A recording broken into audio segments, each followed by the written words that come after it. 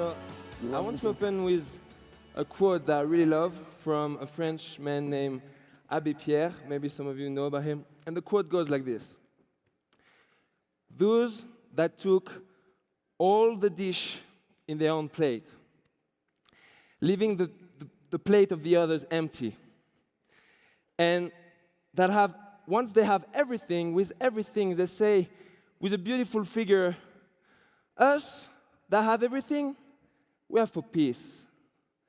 You know what I want to scream to those ones? The first violent, the provocateurs of all violence, is you.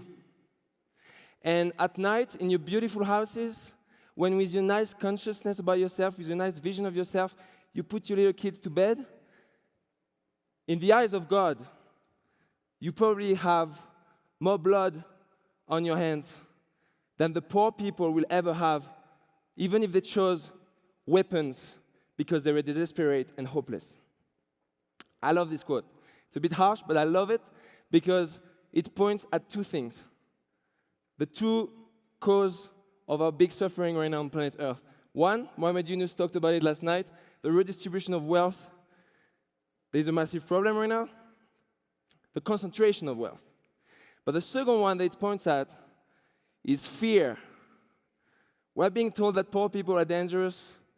I mean, just open the news and see what it says about Syrians, Yemenis, Somalis. We're being divided. Fear is the source of all our suffering right now. Because fear is the opposite of love. And when we're being fed fear, we can only feel lack. Do I have 13 minutes? I thought I had 10. That's amazing. 10's good. 13 is amazing. I'm going to speak slowly. Fear creates lack. And when we feel lack, it doesn't matter how much money you have. You can be the richest man in the world. If you can still feel lack. You can still feel like you don't have enough. And when you think you don't have enough, you will never be able to truly help someone in a way that empowers this person. Maybe you will be in the humanitarian space, maybe you will do charity work, but only for you, because you are in a place of lack, so you're trying to get something. We can only truly help others in a place of abundance. Abundance is the opposite of lack. And abundance comes from love. So I want to present to you guys today a new system of humanitarian, of dealing with a crisis like a famine that my friends and I figured out while we were in Somalia. And we're really proud of it, and we're really proud to show you today. So about 8 months ago, I read this article about the drought in Somalia, and a couple days later, a couple days later, my friends and I launched a hashtag on social media asking Turkish Airlines to give us airplanes because they were the only airline to go to Somalia. And in 2 hours, we got 8 cargo flights. So that's the power of social media. You know, we were a lot of, maybe some of you participated in this. There were millions of people pushing on this hashtag to get those flights. And once we had the flights, they even put a hashtag on it, Love Army for Somalia. Once we had the flight, we raised money online, and we raised $2.7 million from 95,000 young people around the world. And thank you. Thank you. I'm trying to back up. Yeah, so we were super proud to fly food. We thought, we knew nothing about Somalia, and we assumed if it's a famine, there is no way there's food there, or else people wouldn't be dying. So we flew food.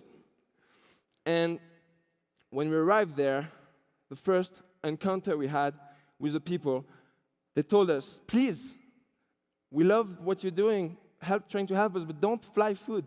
This is a terrible mistake. You guys could buy here, support our local economy. Most of you probably know that this is the right way of a better way of helping. I didn't know. So we immediately changed our plan, told all the donors that we were not going to buy we were not going to use the flights. We were going to buy locally. And as of today, we've been distributing 1,000 tons of food, bought locally, 6 million liters of water, and we're really proud of that. But that was still not the best way of helping. What I want to present to you today is a new way that we had to really push to make happen, because everything is built for this to not happen. The way we came by this system is by noticing that the people that we were helping didn't seem to feel any relief from our work. The women still felt really hurt by the drought, and obviously making them wait hours for our trucks to arrive, and making them wait on the bags so we can make sure everyone had their own bags. It was a process that was tiring for them. It didn't feel like we were really empowering them, so they were a problem.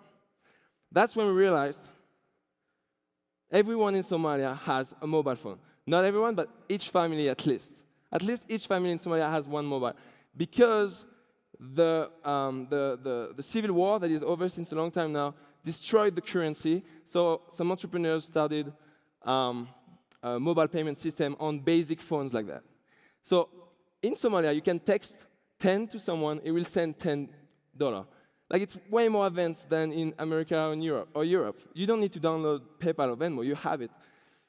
Everyone, when they open their phone number, they have a bank account. And we thought that was the biggest opportunity ever. We didn't understand why the UN and the humanitarian charities were not all using this. This was the best way to get directly to the people. And so everyone has phones. So we started trying to see how this would work legally, right? To send the money we had raised directly on the phones of the people. And it was impossible. All the banks in America were saying, no, you raised the money in America, you cannot send this money to Somalia. Because if you raise money as a charity in America, you're not allowed legally to send this money to Somalia. No banks will do it. So we had to push, we had to find new ways, make partnerships with banks here and then, and eventually we found a way, and we did it. We raised, again, a new GoFundMe with 1,000 donors that were committed to give money every month. And in this first village, people receive now money directly on their phone. Every month, each family receives $75. This is the first wire that we ever did. That is the second. Thank you. That is the second wire that we did.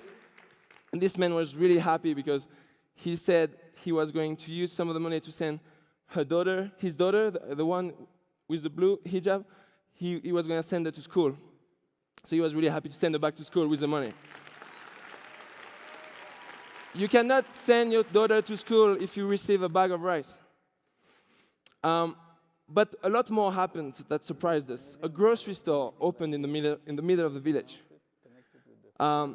We saw women buying like food, being super empowered, the opposite of what we were seeing when we were giving bags. Of course, people, the first thing they wanted to do is buy again the animals that they had lost during the drought, because that's part of the tradition in Somalia to raise goats and camels, and they were able to buy this again, which means truly the village was, living again. There was some type of economy. This is Abdullahi. He's probably the cutest kid in the world. And he told me that the favorite thing that has happened to him ever since we were coming in the village is the milk tasting better. I didn't know what this meant at the beginning. What it meant is he was sick of his powder milk that he was getting from the UN. And he wanted real milk from the goat of his dad. So now, because his dad has bought new goats, he has real milk. But this is not the full equation of what I'm presenting you guys today. It's missing empowerment. There's something I've learned from Muhammad Yunus, and it's that people want to give something back. So we really asked ourselves the question, what could people give back? And the same day that we were asking ourselves this question, we arrived in a village where everyone was wearing Facebook T-shirts. And they had no idea what Facebook was. They said Facebook was internet. And that day I made a lot of videos with them, preparing messages to Mark Zuckerberg saying, please come help us, blah, blah, but we never released those. But eventually, we came up with something. What if we gave smartphones to those people and taught them our most powerful tool of our generation, social media, so that they could be the one sending something back to the donors. They could be the one holding the camera, telling their own story, holding the camera, literally. And this way, they wouldn't depend on journalists caring. They wouldn't have to wait 6 months that journalists come to Somalia to document the drought happening. They could alert the world early, and most importantly, they would have a gift back to send to the donors. They could give back a video about a traditional dance. They could show what they bought with the money. They could just send smiles, and that already was something to give back. So we taught them how to use the phones. We give them solar systems. That is one of the first photos that was taken by the villagers. I love this photo because it's so intimate. We would never be able, and no journalist can get that type of photo. It's an intimate photo inside the house of someone, you know? But that's the photo they wanted to send to the donors. And that's the first time they FaceTimed the donor. That was my grandpa on the other side, and that was a Facebook call, actually, and that was beautiful. We also created a Facebook group where we put the 1,000 donors of the village and those 25 people that had received phones. By the way, I forgot to mention, we got the phones for free. We asked a cell phone company if they were willing to do this experiment with us. We got all the cell phones for free. 25 cell phones for 25 people that now they call themselves the journalists of the village. They're really proud of this name. And we decided that maybe we could even pay them to do this, because it's a full-time job to update about 2,000 inhabitants. So those 25 journalists are getting $100 per month on top of the money that the families is getting. And I want to show you some of the beautiful messages they've posted on that group. That group so far was closed for only the donors and the villagers. For the first time, I'm going to show some of the posts. So hold on. That's one of the first posts that was posted. Abdullah is showing the food bought his family. He's buying pasta. He didn't want to buy rice. You see, no charity is going to give pasta, but they didn't want to eat rice. A lot of people told us, we don't like rice. Abdi is documenting his brother fixing the roof of their house. You can't do that with a humanitarian package. They needed like $10 to buy material to fix the roof, because the heavy rains that come after a drought destroy the roof. That's a goat that was bought from the donation. That's just love, but that's love being given back to the people that also gave. You know, the donors did something, an unconditional act of love, and those people are sending back an unconditional act of love. So it's beautiful. That's the most liked picture so far on the group. As you can see, Abdi Muhammad is getting really good engagement right now. 210 likes. For those of you that care about this. For Eid, the Muslim celebration, they bought shirts, and they had not have new shirts for the past 2 years, even though they were getting helped by NGOs. So we had those beautiful photos of their clothing for the celebration of Eid. They went really hard. They went all in. I really like that one. And one of the most beautiful things that we saw on the group is when rain finally came. There's been a bit of rain. It's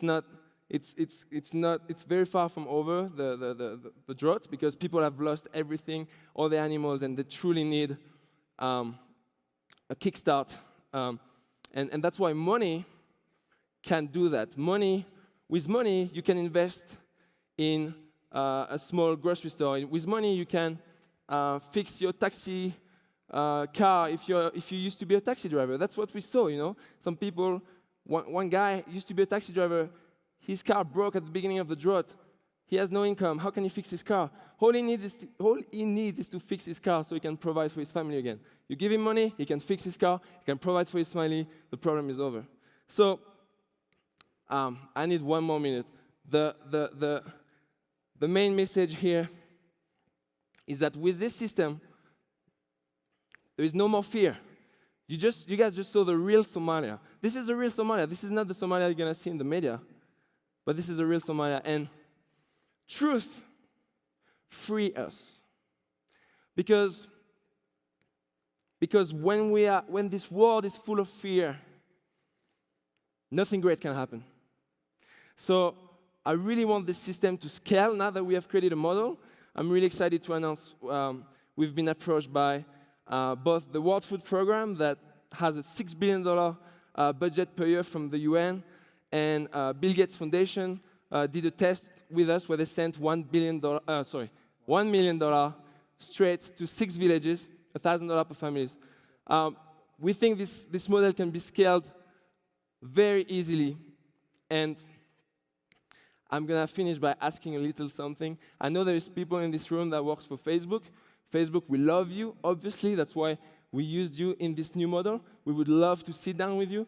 We're not trying to build an NGO here. We're not trying to capitalize on the system. We want to give it to the world, and we think you guys are in place to scale this, because Facebook is like the neuron system for the world, the neuron brain of the, it's like the brain of the world right now.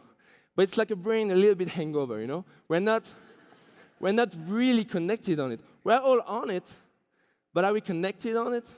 It's like we're all in the same place, in a big stadium. We're all there, but most of us are not talking to each other. So, Facebook, we would love to chat with you. That's the message. And we'll be back on stage tonight to talk to you guys about Love Army, because we're not a humanitarian organization. We're something very different, and we're excited to tell you more about this. Thank you very much.